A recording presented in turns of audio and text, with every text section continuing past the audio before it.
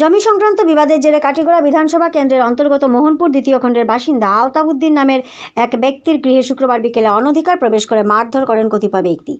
এ মর্মে একই এলাকার 6 জন যথাক্রমে সাইদুর রহমান, আলতা হোসেন, তাজউদ্দিন, ময়না হোসেন, গুলবাহার এবং নজরুল হককে অভিযুক্ত করে কাটিগড়া থানায় এক এজাহার দায়ের করেন আলতাবউদ্দিন। শনিবার কাটিগড়া থানার এএসআই এল সিং সং দলবল নিয়ে সরেজমিনে গিয়ে তদন্ত করেন। পুলিশ অভিযুক্তদের বাড়িতে গিয়ে খোঁজ করলে তাদের বাড়িতে পাওয়া যায়নি। প্রশাসনের কাছে উপযুক্ত সুবিচারের প্রার্থনা জানান আলতাবউদ্দিন। শিলচর থেকে দীপজয় চক্রবর্তী রিপোর্ট, ভয়েসে এনি24 চ্যানেল থেকে বর্ণালী মিশ্র। নাম স্বপ্না বেগম। কিতা হইছে?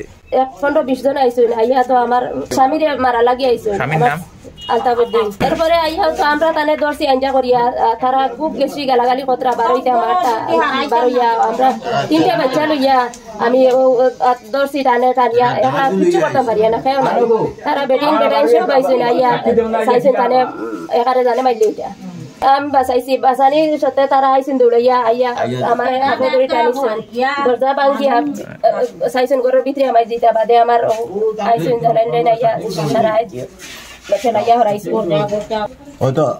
আইয়া আমরা কাজও আসলাম, কাজও তাকে ইয়া ভাইছি খুব মারপিট চলে, ঠেলা ধাক্কা চলে, দা খুড়াল লইয়া তারা আইসে বারো গিয়া মারতে পারি। আইয়া আর দরজা তাইয়া লাগিয়েছেন, দরজা ভাঙিয়েছেন, ভাঙিয়া আর দরজা ফেলাইছেন, ঘরের ভিতরে হামাইছেন। শত্রুতা শত্রুতা লাগছে ইটা বহুত দিন তাই তারা এই জায়গা লইয়া মারপিট 2 দিন বাদে তারা মারপিট করে।